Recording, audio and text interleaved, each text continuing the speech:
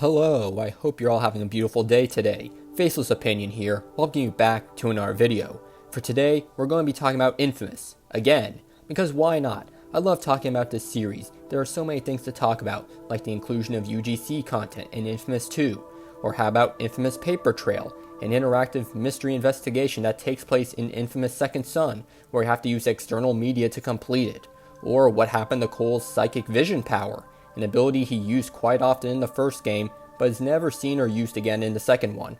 All of these would make for interesting topics for a video, and I might do them all in the future, eventually. However, there's one thing I really want to discuss, and that would be the Infamous comic.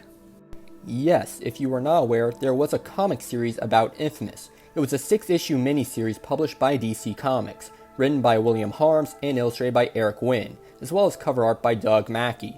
This comic came out in 2011 and takes place between the events of Infamous 1 and its upcoming sequel, Infamous 2, which would also come out that same year. Now that I've laid out the scene, let's deep dive into the story of the Infamous comic.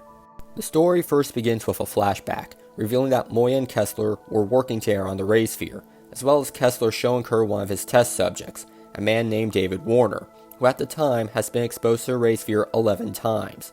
Flash forward to the present, where Cole is helping Warren Harms clear up the city of all the gang activity, as well as still mourning the death of Trish, while Moya begins plotting her invasion of Empire City, which involves Alden, who was captured by her and is having a biopsy done on him by some surgeons, effectively killing him on the process.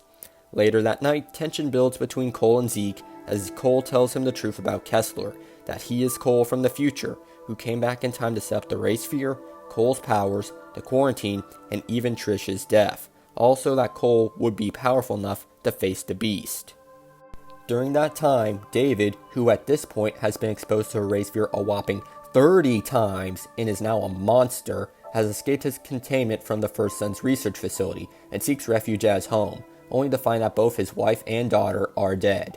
Enraged, David begins to seek revenge on Cole, who he believes is Kessler in disguise, blaming him for the deaths of his family, while Moya continues planning the invasion of Empire City, which now consists of her capturing Sasha, where she begins to extract her mind control tar so that she can use it to capture Cole, who at this time is having an identity crisis and confides with Zeke despite their past issues.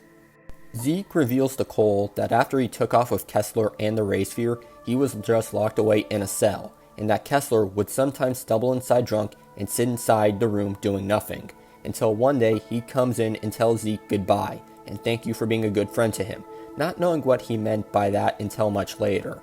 Zeke will tell Cole that just because Kessler changed Cole's future doesn't mean that he controls Cole.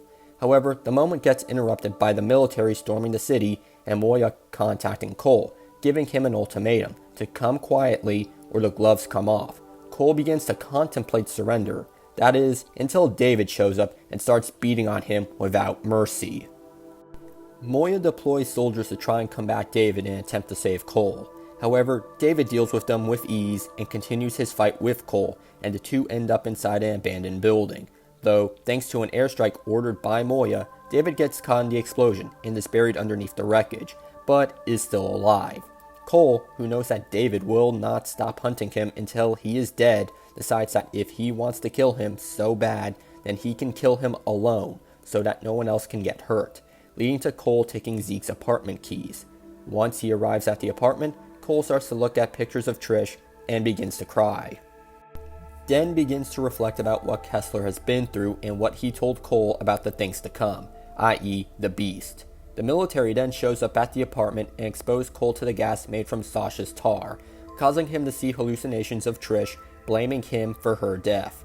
Cole is then taken away by the military, with Zeke and the warden not being able to do anything to stop them, all while David watches from the distance, like an animal stalking its prey. At Steel Harbor, the place where Moya has established as her base of operations, she tries to persuade Cole to work for the military, but when that fails, she just runs to put a bomb in the back of his skull to force compliance. Though before that could happen, David shows up, continuing his hunt for Cole. All the while, Sasha escapes her confinements and breaks out Cole, but not before giving him a kiss.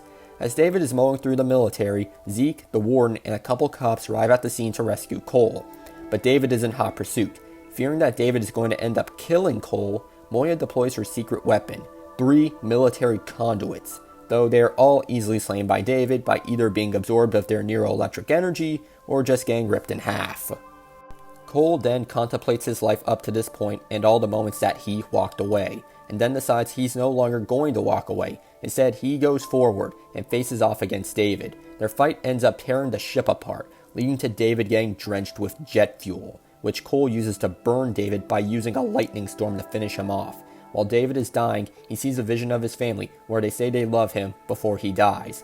The ship then begins to sink. Cole makes a run for it while Moya gets trapped and ends up drowning. 2 days later, Cole is contacted by a woman named Lucy Quo, telling him she worked with John White in the NSA and that they need to talk, leading into the events of Infamous 2. Well, that was the story of the Infamous comic. I will say that I did omit some things that happened. For example, there are a fair share of flashback scenes scattered throughout, some involving Kessler, which were used to connect plot threads that we saw take place in the game, as well as a subplot of some reporters trying to unveil what is truly happening within Empire City's quarantine, something that I don't really think is worth going into detail about. Now, what are my thoughts about the comic as a whole? There are a fair share of stuff that I liked about it. Cole's inner turmoil when he found out that he and Kessler were the same person was done really well, as well as the grief he had when it came to Trish's death, and when it came to his fractured friendship with Zeke, and how he was able to come to terms with it all. Other things that I liked was how Moya was portrayed as this antagonistic force who was prepared to do anything and everything to try and capture Cole. Definitely someone you do not want to invoke the fury of. The inclusion of David was excellent. I like how he was portrayed as both a terrifying monster who will hunt down Cole to the ends of the earth, and as a tragic figure who you feel sympathy for what he has gone through. When it comes to the things I didn't like, it would have to be how some characters were kinda wasted. Alden was done dirty. He gets punched in the face by Moya, basically knocked unconscious, then gets operated on. Honestly, if you're just gonna kill him off, you might as well have it where he had died after jumping off the bridge after his fight with Cole. This is just disrespectful. If you are an Alden fan, all I have to say is, I'm sorry. Sasha didn't fare any better either. All she did was get captured by the military, got milked for some of her tar, and broke Cole out of confinement, which was fine for the most part, but she really didn't do anything in the climax.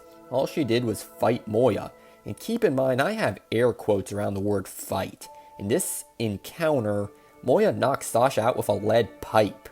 That's it. Then she apparently escapes the ship to never be seen or heard from again. Seriously, what the hell happened to Sasha? And the fact that we don't know kinda pisses me off to an extent. Logically speaking, she is dead, either when the Beast destroyed Empire City, or when the RFI gets activated. Pick your poison. Regardless, Sasha just fades into obscurity. Another wasted character I would have to say would be Warden Harms, because he doesn't do anything of note here. He just exists. He is not important at all. Why is he here? He had very little presence in the base game. I mean, seriously, Brandon Carey, the electrician dude from the beginning of the game, has more importance than the warden. I'm sorry. I'm good now, I swear. Also, the military conduits were just fodder. My overall verdict with the comic as a whole is that I like it. It's a good read, and I would recommend reading it if you never have before.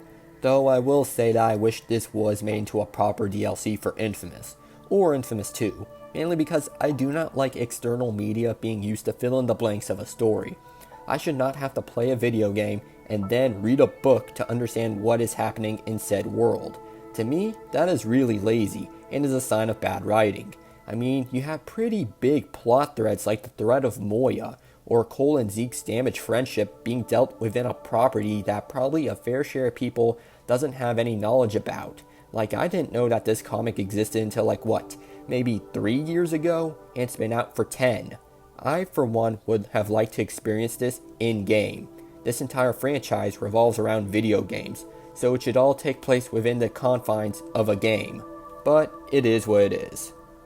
To be honest, if it were made into a DLC, I feel like someone would compare this to another game that came out at the same time as Infamous, where in this other game, you play as a superpowered person, and in the finale of said game, you fight a monster on top of an aircraft carrier overlooking New York. Or in the case of Infamous, Empire City, which is practically a New York stand-in. But enough about this mystery game. As I stated earlier, I would recommend reading this comic if you are an Infamous fan. That is what I think. Now tell me, what do you think about the Infamous comic? Did you like it? Would you have preferred it to be seen as a DLC, or are you fine with it being a comic? Tell me in the comment section down below. If you enjoyed the video, leave a like and subscribe. Until next time, I will catch you all on the flip side.